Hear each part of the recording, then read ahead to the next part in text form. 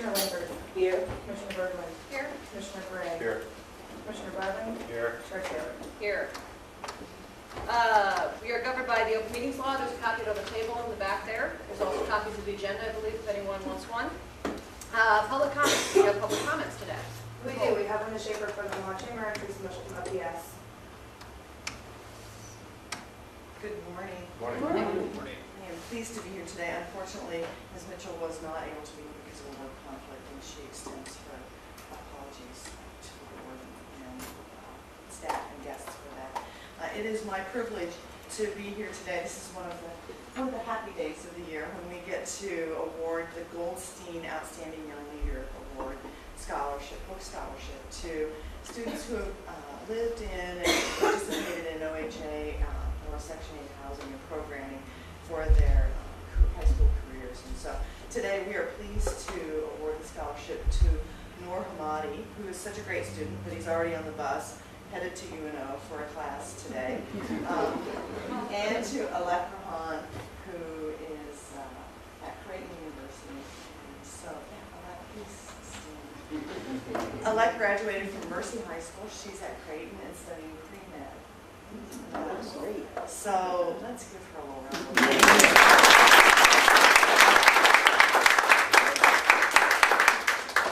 The Goldstein Scholarship, as you're aware, just real quickly, was started in 1988 by Leadership Omaha Class 10. Best class ever graduated. Class 10. Since that time, we have donated very nearly $40,000 to students in OHA housing scholarship. And quickly, I want to recognize the committee members who have made this possible and who are continuing to work to figure out how we can better support the students who receive the scholarship, the students who apply for the scholarship, just so we can make them successful. Tracy Mitchell is chairing. Tracy is an assistant principal at OPS. Lindsay Lundholm for Baird Home. Toby Nabhauser, who's here today with Goodwill Industries. Jim Wagner is at Foundation Support Works. Keith Basham at Holland Basham. And Donald Goldstein. The scholarship was established in honor of Ann Goldstein from Leadership Omaha. Your staff members have been very instrumental and very helpful, and I want to recognize them. Sal Asaka, James Mason, and Tabby Cootie have been wonderful in helping us identify students, helping us figure out what we can do better for these students. And so I thank you for the support you're giving them and for the opportunity to recognize these great kids. Thank you. Thank you, Commissioner Bradley, for being part of Hey. the... It does beat me. It is a Hey, little bit. Linda, what class are we now? 37.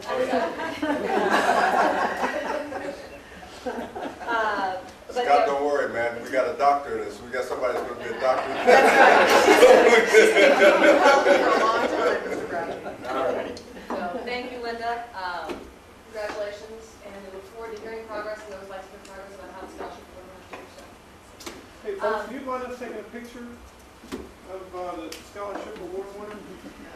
No, she did that. Sharon, you want to come up and, PR. right here? It's our standard picture taking class. Designated that. Would you stand in the middle? Or are you stand in the middle, I'll stand on the side? Great. All right. Oh.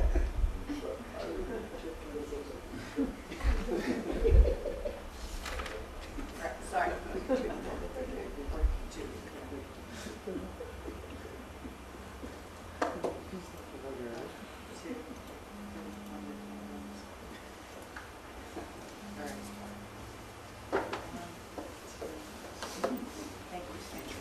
Thank you, thank you. Congratulations. And if I may add, Noor had to leave, but he was here this morning.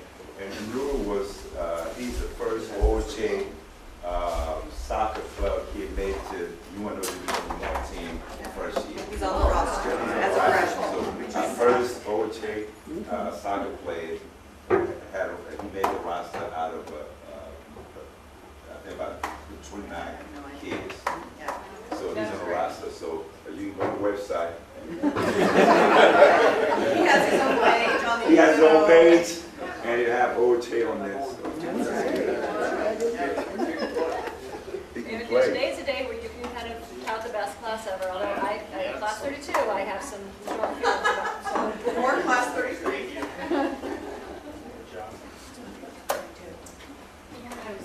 You were 33, there we go, okay. I think I might have wrong class. Jamie was in 30. All right, okay, Mr. Scott. Good morning, folks. I gave you guys an operations report 10 days ago, so I don't really have anything new to add. We did have a TV, there was a TV piece last week with Channel 6, and we wanted to show you that, and then I'll take any questions. Alan? On the south side terrace.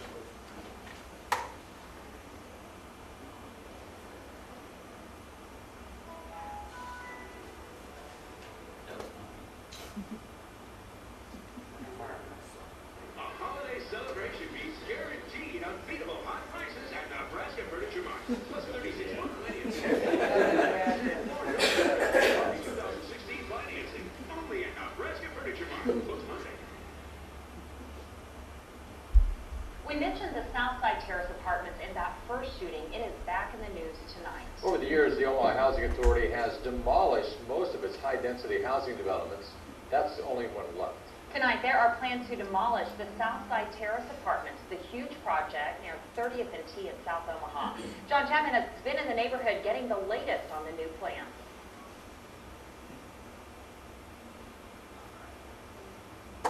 OHA officials say the Southside Terrace homes have outlived their useful life. No matter how much the tenants try to dress them up, the Southside Terrace homes are old and beyond updating or repair. The property is 75 years old, and obviously it has a lot of wear and tear. We think we're going to engage the community and certainly the residents, and we're going to look to try and tear it down.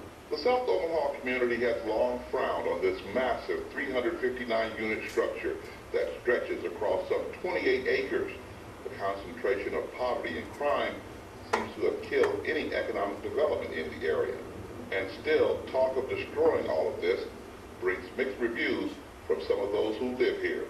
I think it would be a positive move as far as, the negativity, the gang violence, the fight, the hood violence, or whatever it is. But if they're going to tear them down, and it might take as long as it's going to take, I think, it could be a smaller community of them. Right now, I say no, because this is the only place that I have right now, so, and it's just me and my daughter. Right now, the plan to demolish these old brick buildings is in its early stages, but developments like these in Omaha and around the country have been or will be demolished. So we have to obviously get approvals from the federal government, HUD. Certainly, the mayor's office has to approve the demolition plan. So it's going to be between 18 and 24 months before we get formal approval. OHA hopes that getting rid of this style of living will benefit the residents here and the entire Omaha community. With photographer Nathan J., John Chapman, WOWT 6 News. And I think when they cut back to the desk and on the online article, the last sentence that was said was, all residents, we have plans in place for relocating and replacing. So that was addressed in both the article and the online piece. So. As we stated, this is a long process, folks, so we're actively engaged with meeting a lot of community groups and kind of a wide swath of different people. This morning I had a call from a resident that it's still kind of sticking in my craw a little bit. We had this really good scholarship presentation today, and Sal's going to talk a lot about what we're doing in the community relative to the partnerships that we have. And I'm not only talking to the board, but I'm talking to the staff, and I'm talking to this camera. We have a responsibility here. We are residents, and those residents are our customers. We're here to serve residents. And if you don't want to be here to serve those customers, those residents, then do us a favor. Because this is why we're here. And you're right, we have some challenging folks. Absolutely. And we have drama and stuff that we deal with every single solitary day. But this is what we signed up for, to serve residents. And this is how we're going to go forward. We do business a certain way. And for a long time, we didn't do it the right way. But for the last 3 years, we've made some really dramatic changes. But at the end of the day, damn it, we serve residents. And if you don't want to be on the train, I understand. But this is how we're going to move. And we're going to treat our customers with dignity and respect. That's never going to change here. Certainly not under my watch. Does anybody have any questions? I agree with you. Thank you. Thank you. Thank you. Okay, no other public comments or approval of consent agenda. Consent agenda, which is items 1 through 6. Anyone have any questions, concerns, want to pull anything off? Motion approved. Second, I have one question. Madam Chair, do we, when we talk about the union contract, do we talk about that in executive session, or are we It's closed up to on you, that? you can pull it, if you want to talk about it in detail, you can pull out this and then we can talk about it in executive session. Is there an agreement? There is an agreement, we're asking you to ratify the agreement, the union has ratified it, now it's OHA's, Personnel committee has reviewed it. Okay. personnel committee reviewed it, it's recommended. I don't need to take it off, if the personnel committee is comfortable with it, okay. Yep. I just wanted, okay, I second. okay. I second. Oh, you second, I'm sorry. Yeah. We have a motion. You and a first second. did it, I seconded it. No, Motion to approve. All right, we have a motion and a second. Roll call? Commissioner Winfrey? Yes. Commissioner Bowman? Yes. Commissioner Gray? Yes. Commissioner Romano? Yes. Commissioner Garland? Yes. Commissioner Terry? Yes. And I'll just point out that the consent agenda included with 3 different awards for project-based vouchers, Sienna Francis and Mosaic. So again, as we get those finalized, I would like to have staff with Mr. Scott and Nicole talk about doing a press release or some sort of public announcement of what we've accomplished there. Thank you, Ken, for coming. Okay. Next item, budget and finances. Good morning, Commissioner. Morning. We had the Finance Committee meeting on Tuesday morning, went through the financials, so I'll briefly recap what we discussed on that meeting. For public housing for the month, we had revenues of $1.1 million against the budget of $1.1 million. Expenses were $985,000 against the budget of $1,060,000. So we're under budget on expenses. Net income for the month was $85,000 against the budget of $52,000. So public housing is running strong. On the Section 8 side, we only had revenue of $1.2 million against a budget of $2.4 million. The reason for the variance is because federal decided to hold back net restricted assets, not only for OHA, but for all public housing authorities across the country. With the idea that they didn't want the housing authorities sitting on too much cash. The cash is still going to be available for us when we need it, but they wanted those reserves to be held by the housing authorities. Does everybody understand that's the first time this has ever happened since I've been on board? But they took half of our revenues for the month.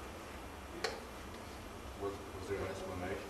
Well, Yeah, it was across the board for all public housing authorities across the country. They decided that it was better for them to hold those dollars and give them to us when we need them, so that those monies are for us, but they'd rather have their hands on the monies than each of them. What they did is they used December 31st, 2013 as a calculation for that, or cash reserves at that point for Section 8. This isn't going to change anything for us. We just have to request the money when we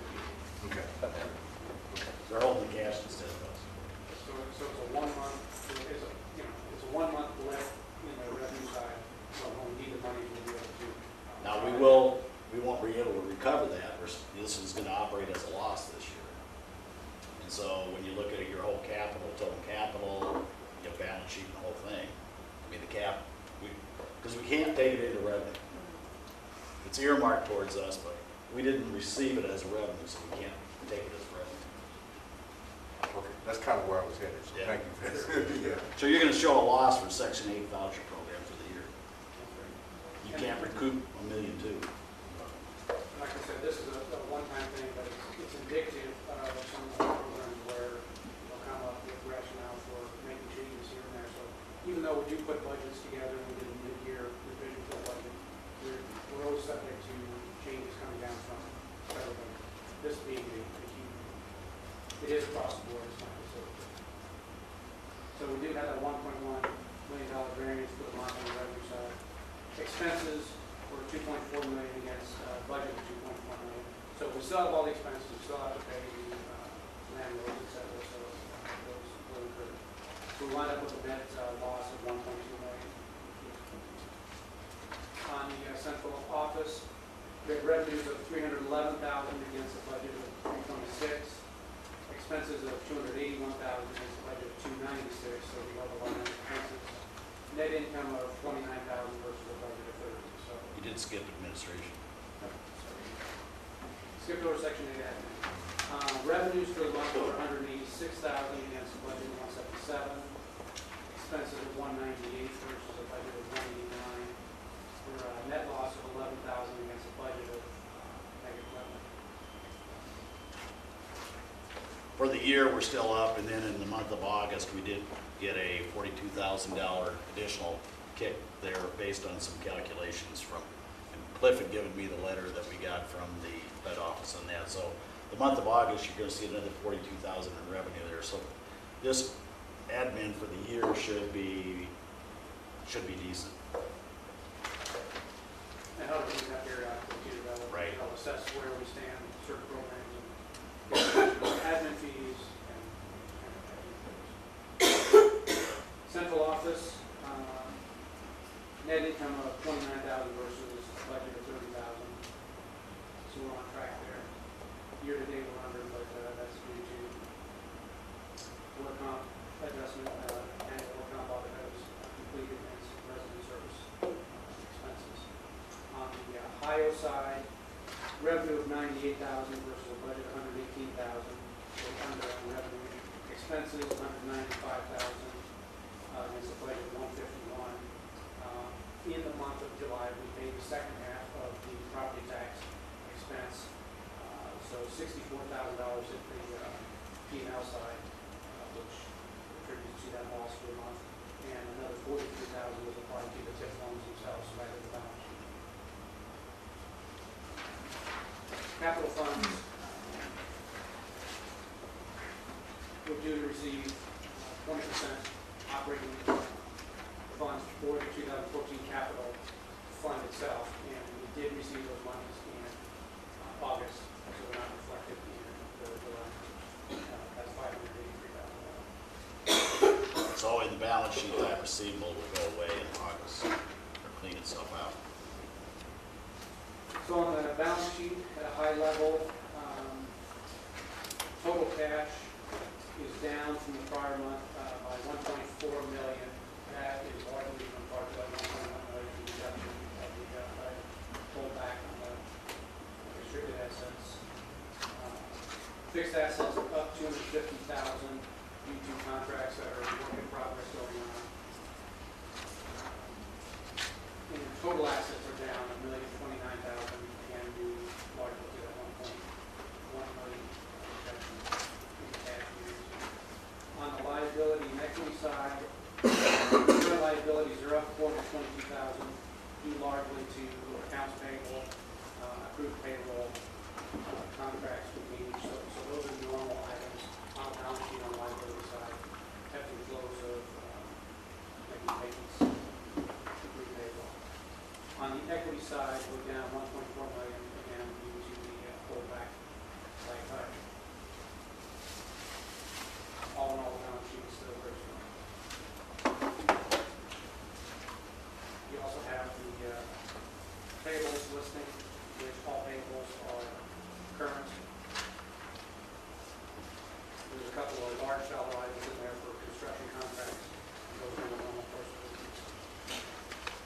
come out of capital funds, so we're usually running 500,000 to 600,000, we're at 820, but if you look, I think that Mackey Construction's 311, and then Shimmer's 50,000, those are all related to the parking lots that we're doing. As you can see, utilities are still running fairly high this time of year, but starting to drop a little bit. Are there any other comments or questions? The only thing, Michael and I will be starting, in fact, he just went to a seminar on budgeting, and we're going to be starting the budget for next year. We know going into next year, there's no cutbacks or sequester or anything, so we know where our revenues should be, and it's just tweaking the expenses and continuing to look for avenues to look at other, reduction of expenses or spend some money to make more money in some other areas too. So we'll be working on that budget, hopefully have that to you. Pardon? Mid-October. Mid-October, because we've got to submit that to HUD by December 31st, okay. But we'll be working on that, so start to see some of those numbers come to you. And one last comment on the audit side, we've got the financial auditors going for the first week, the compliance auditors for the second week, compliance going over Section 8 public housing issues, and then the third week financial auditors are back, and one auditor will come back next week to wrap things up. They should be able to finalize and then submit the audited financial statements to HUD by the end of September. We haven't had any major issues come up during this process, so things are nice. We'll be done timely and not have any issues this year. No crisis this year. Okay. Any other questions or comments on the financials? And then you have also the notes from the Finance Committee meeting for Tuesday. So if anyone has any further comment or questions, if not, we'll move on to asset management. Susan and Terrence. Good morning, Madam Chair. Good morning, Board. Good morning. Good morning. We have before to do our report. I just want to touch a couple points. We finished the month at a 97%, just under the 98% goal. But some positives still that came out of it. We had 7 properties that maintained 100% and 8 properties that were at 98% or higher. We'll be more than happy to entertain any questions that you may have. I noticed in July, we've seen the slippage of Southside and Spencer. I would assume with the news reports and stuff, that's continued in August. One of the biggest differences, there was a change in management. Oh, that's So right. we had staffing change, major staffing change. That's right, I forgot. And residents are moving to Section 8. The Section 8 vouchers, they're giving vouchers, and we have families moving into Section 8 program. Okay. So we blame Mrs. Anderson. It's all her fault. The numbers on the occupancy report look really good. The question I have is the 2 lowest ones are Chambers Court and Crown 11. What's different about those 2 from the others? The others are in the high 90s. Crown 11 is 84.5%, and Chambers Court is 94.6%. So what's the dynamic there compared to the others?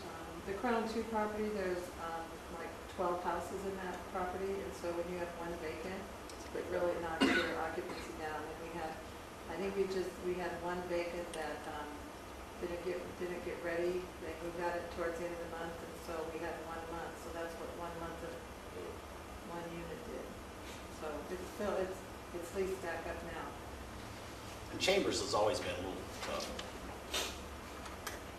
What We've makes had Chambers more, tough? we've had more move-outs at Chambers recently than we've had in new experience. Is there anything particular driving that, or is it just an anomaly, or? There's been some evictions there, and there's been a couple Section 8 residents that have moved into Section 8 from there also. We did have an operations committee meeting on Tuesday as well, during which we had a fairly lengthy conversation about occupancy versus accounts receivable and how that gets managed. We had a lengthy conversation about work order process. So I won't revisit that here, but if you haven't had a chance to read the minutes from that operations committee meeting, I please do, because I think we had some very good conversations that helped us understand a little bit better how occupancy plays into how we conduct business, how it affects the accounts receivable, and kind of how the managers actually manage their properties. So if anyone has any questions about that, after reading those minutes, please let me know.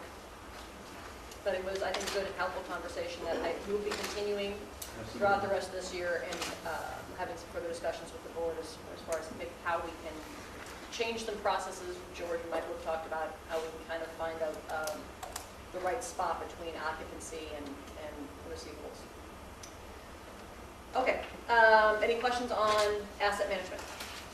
If not, we'll move on to Section 8. Ms. Anderson? Morning, Commissioner. We have my monthly report. If you have any questions, I'd be glad to answer that for you. I just want to bring up a few pointers on opening the waiting list. We did open our waiting list on Monday the 25th. Naturally, I'm sure that all of you may have received phone calls, but we did schedule 750 appointments by 11:30. So then we automatically closed the waiting list after that time. So we gave families the opportunity who were unable to contact us by phone. We did give them a reasonable accommodation. We gave 88 families appointments prior to calling in for the waiting list. These were families like the Community Alliance, Salvation Army. These families did not have ability to make phone calls, so we granted them a reasonable accommodation. George and I reviewed those and went through all those. So we did send out 88 letters scheduling those appointments for those particular families. That's awesome.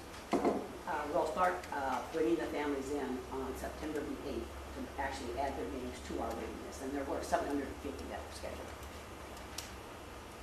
Thank you very much. So with them getting scheduled, like, what's kind of the timeline from them coming in for interviews? I mean, those people who are on the list, is it looking, when would they get into housing? Depending on the funding availability and how many terminations I do each month, we'll be bringing those families in as scheduled per that, availability of funding. Those families will be coming in for appointments, adding their names to the waiting list, and we have to do criminal background checks on everyone. So once we've completed that, and once we start bringing families in again, those will be the first group of families that we'll be bringing in because we've already depleted our waiting list.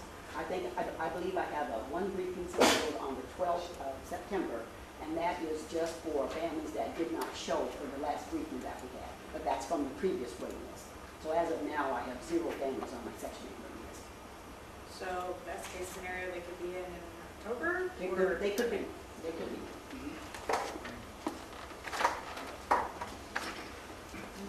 Any other further question or comment? Thank you, John. Next item, HIO. We had a HIO meeting last month. Are the notes in here? Oh, there, yeah, all right. We did have a HIO meeting last month. The meeting minutes are in your packet. Does anyone have any questions or comments regarding HIO? Again, in general, HIO is still kind of getting closer to break even, having things come off of, coming out of, what am I thinking, George? Out of tax or paying tax. Thank you. So anyway, that helps. Ohio is kind of, we're moving along, much like what we talked about doing with OHA, we need to take a good hard look at our assets in Ohio as well. So I think Brian's going to try and work on helping us get together some feasibility assessment for the Ohio assets as well.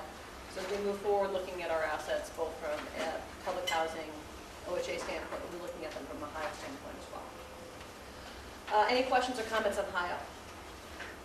Now we'll move on to support departments, capital development and construction. Ryan, good morning. Good morning, commissioners. You have my report before you.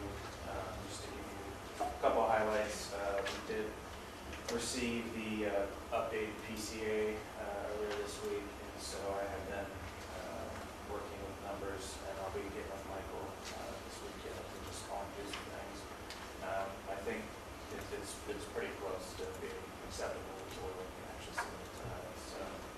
Just trying to tweak some things and make sure debt service coverage ratios all make sense, and the work that we're doing up front makes sense, so that we're trying to do as much work as we can up front, so we don't have to go back into the units hopefully for a couple of years before we start doing other improvements. So that's kind of the plan right now. So we'll keep working on that. Do we phase that? Is that how we try to do some of that? So we're gonna try to do as many kitchens and bathrooms as we can. Which is key. Yeah, and then, you know, obviously there'll be some other things that'll come up, you know, but right now, I originally, I started at about 11,000 a unit. I think I'm closer to about 14,000 that we can put in, so a couple extra thousand I think we can probably squeeze in there that'll make a difference in our units. So we'll keep working on that. I'll get a Cliff and we'll submit it to HUD here shortly. Youth as parking lots, we're moving along real good. All of them are finished up except Benson, which will be started next month. So Hopefully before the snow flies, right? yeah, well, let's hope. I'm not ready for that yet. So, and then our GP&A, I know that he had a request on some units earlier this week, so I know that he's working on it. And he's promised me that it's coming the first couple weeks of September. So, but I'll keep you updated on that status. Chandler Place, I've been talking with Bill over the last couple of weeks, and I've been bugging him about how we can keep this thing moving along, and he's been talking to the state Department of Economic Development about some home funds and some other things to help close some gaps, because there are some issues there with some sources. I'm also, we have a conference call with a new lender today at 1 o'clock, per my recommendation, because we want to get a lot of traction with our current lender. So hopefully this new lender has some creative ways to do some financing, and hopefully we can get it going and stuff. So we're going to have that at 1, and hopefully get Chandler Place moving, because I think it's a great project. A lot of time and money been spent. Yeah, there really has been. And it really is, it is It's a great unfortunate. project.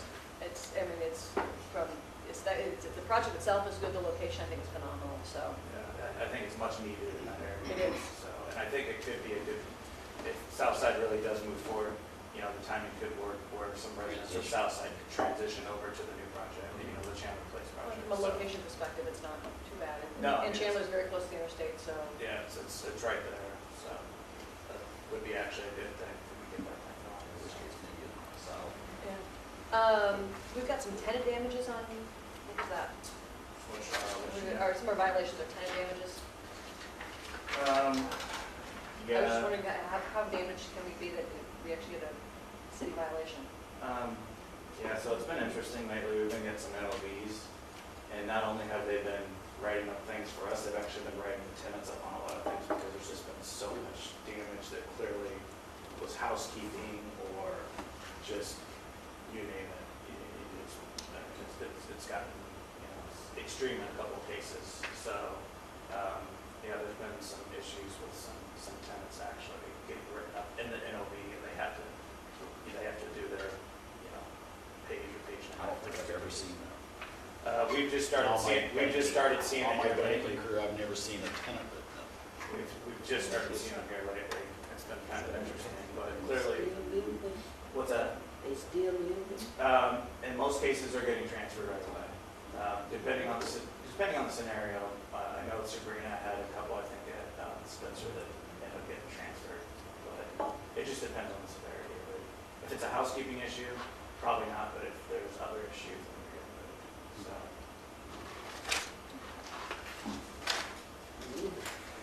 All right, any other questions for Ryan on capital development? We'll move forward to procurement contracting. Mr. Schrader. Good morning, Commissioners. We've got my report inside here. I'm available for any questions. I'd like to point out that we've got a big project on the boards right now at Spencer Homes. The planning department has budgeted to re-roof all those buildings, which is 23 buildings. And the procurement department has broken that up into 23 different bids, with the intent of encouraging small and disadvantaged businesses to bid on 1, 3, 5, whatever they're comfortable with. So we don't have to have 23 buildings all done at once, but in a big contract. So if you know someone in the business, please encourage them to contact us. Then do we act as kind of the overseer of all those small What usually happens contractors? is we'll have 1 or 2 small contractors be successful bidders, and so we'll end up with 3 or 4 contractors on the job. Okay. And it's manageable, not 23 different contractors. Can't even imagine.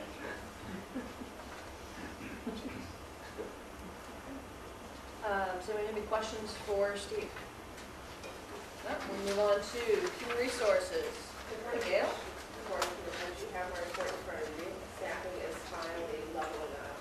We do have another open position, though, the accounting position, and the accounting is done.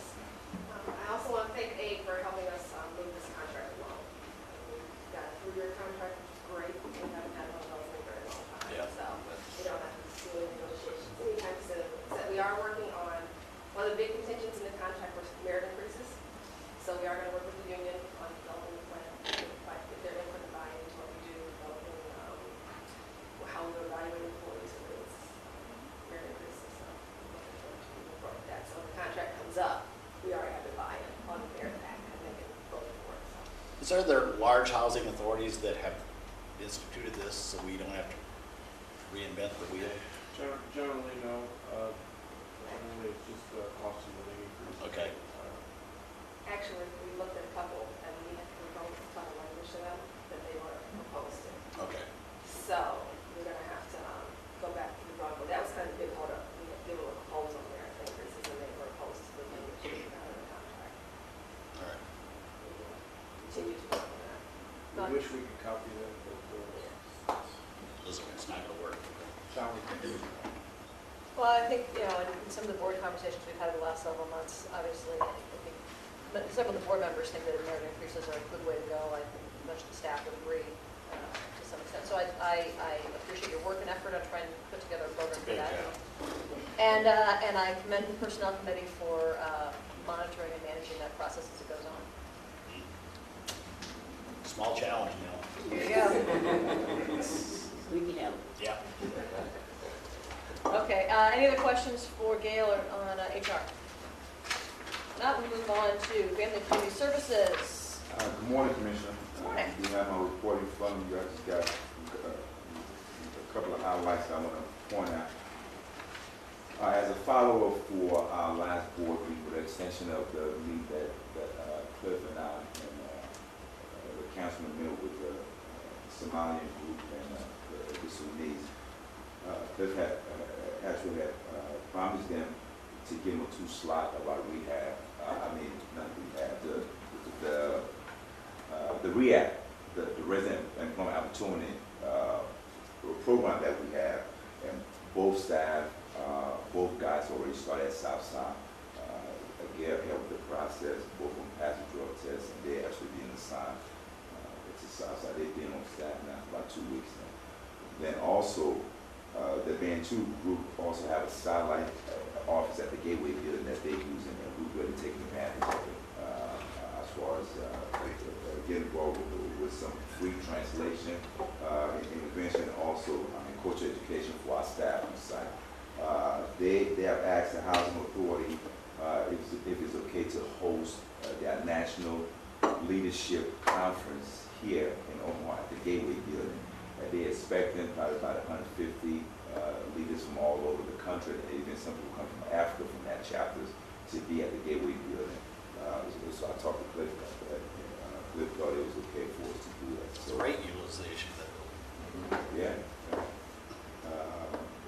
Also, the Sudanese also will host their monthly community that they have. I think Commissioner Land and his staff went to the last one. They will be hosting their September one here at the Gateway building on September 13th. So we have some more information for you all. But so far the dividend has been great for us. We've taken advantage of them. They in the building all the time. Just last week we had them at Southside with some other intervention projects that we had going on that they help. Also, the Housing Authority will be partnering with Methodist and One Word Health Center to actually provide a pilot CNA and CNA cohort. We're looking at probably starting out with about 12 OHA tenants to actually go through this class, and hopefully it's going to be some employment opportunity for them as they complete the class.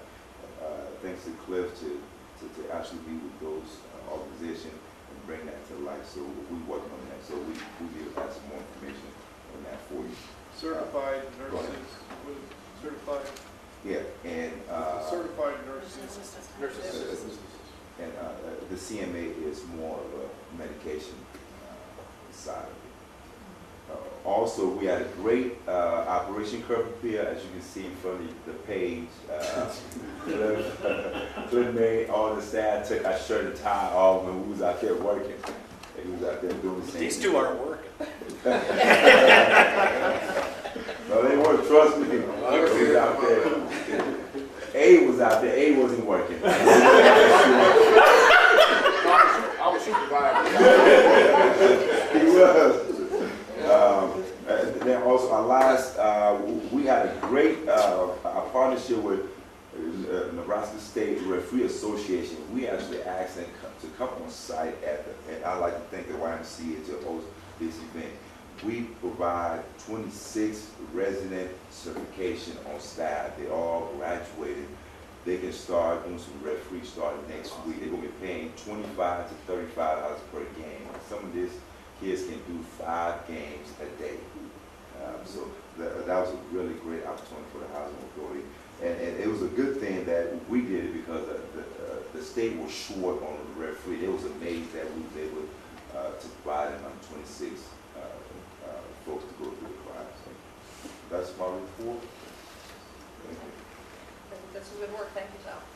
I have 2 questions. Number one, when will we get a Operation Curve Field shirt? We haven't received them yet. The residents haven't received we still got some shirt. I know Bryce had talked to you about some sizes, so we'll make sure you get that today. Number 2 is, we need someone to come in and check blood pressures and things. We don't have any. Creighton hasn't been coming? Okay. They didn't check blood pressures. They came, we just finished the class there. Okay. But it was on nutrition. Okay. We do have an organization who does that at Evans Tower, so we can schedule to come down to. Okay. Okay. Thank you. All right, any other comments or questions for Sal? Now we'll move on to public safety. Good morning. Good morning. You have before you my report. I'd be happy to answer any questions. In looking at the numbers on the incident reports, it looks like there was a big increase, but actually it's more in line with what is normal for this time of year. Last month was a little bit lower than normal. So it's actually back in line where it should be. Which I always like to see them lower, but unfortunately it's back to the norm. We worked with the Southeast Precinct, and they put together a 911 flyer on when to call 911 that we've handed out to residents. And we've also incorporated into our briefing packet to educate on when to call. If you have any other questions, I'd be happy to answer. Anyone have any other questions or comments for Chris? Legal, sure. You've got the report before you, a couple highlights. Case number 1 was ultimately will be done, but she appealed to the Nebraska Supreme Court. I don't know if the Supreme Court will take that as an optional appeal. It's not a mandatory that they take it, so I hope y'all hear back from the end of the month whether or not they're going to take that appeal. Is there a court she hasn't appealed to yet? No. She hasn't got all the way to the very top. Now that I think about it. I know she's at a circuit, she's at a Supreme, yeah? Every court in the state of Nebraska and the U.S. Supreme Court. Yeah, correct, yes. Okay. She appealed something to the 8th Circuit too. Oh, I was every court. I mean, state, federal, 8th Circuit, all the way up to the U.S. Supreme Court. Case number 3, there's some activity going on in that case. They have done information from their counsel that they are going to change horses. They're going to retain new counsel. And have not done an appearance of new counsel in that case. So that may change the dynamics of that case a little bit. And I'll advise the board when that occurs and kind of what the status is. Other than that, and then you have the eviction report before you. I'll take any questions on that. And then on the collections report, I just wanted to, Reggie is proud of this report. He wanted to let me know there was an error, that the actual total number should be 86,000, not 79. Well, they didn't change, put the last one in, and then you got 2 Junes. That's right, that's right. You got it. I mean, so you let me know that that number is actually 86. I'll take any questions from you. Anyone have any additional questions for George? questions or comments? We have any new business? New information? I just wanted to very quickly say thank you to Mr. Scott and the staff for the nomination to NARO, which I got a couple weeks ago as Nebraska's Commissioner of the Year. And I just wanted to make the point that I think, although I appreciate the nomination and I appreciate the kind words that have been said, I think I'm getting a lot of credit for what Mr. Scott and the staff have done. So I give full credit to Mr. Scott and to our entire staff for the recognition that I have received on your behalf. And I thank you very much. And I'm pleased that I can bring some nice, positive press organizations. Always when they have nice, positive press. OHA. So, but I wanted to make it very clear. I understand that everything we have done and achieved as an organization is 100% entirely due to the extraordinary efforts that you guys make every day. I know how hard each and every one of you work. So I just want to say thank you. Madam Chair, if I can say, first of all, we acknowledged Chair Taylor at the City Council meeting. We had some kind words to say about her. I'll be picking up my check later. I work for the city. Yeah. And Scott, the other thing that you recognize that residents are starting to be ticketed as well. Part of that comes out of the MAPOA lawsuits. That was, and that's still going on, but we're sort of wrapping it up now. I hope we are. I believe that is correct. Yes. But one of the concerns that the landlords had was some of them are, and we're looking at legislation also too, because we've got some landlords who are actually afraid of some of their tenants. And so That isn't shocking. yeah, and so we're looking at, I'm looking at legislation that I have to run by our legal department, but it's going to, I think we're going to address, a little bit more of that by allowing the city to the authority in some fashion to take over the eviction process for that particular, if the landlords ask us. I mean, I think we need to, be a little bit more mindful of the needs that they have as well and some of the training that they need to go through. But one of the concerns that they had to do with, they're getting all the blame and some of these tenants are really just tearing places up. And so, our staff in the planning department looked at that, and I think more to come is what you want to say. That's some reality at this point. We had some conversations about that with the task force a couple of years ago about in certain instances where we might find ways to allow the city to take over in certain places where landlords are uncomfortable.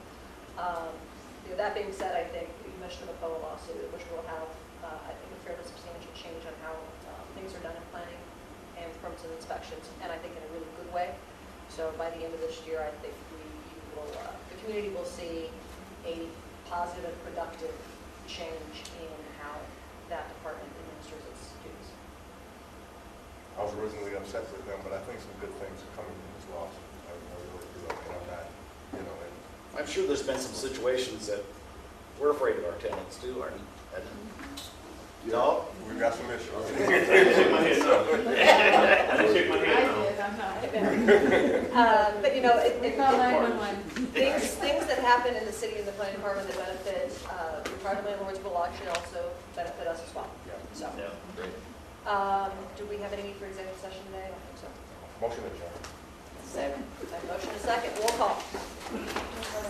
Yes. Yes. Yes. Yes. Yes. Thank you all very much. Record time.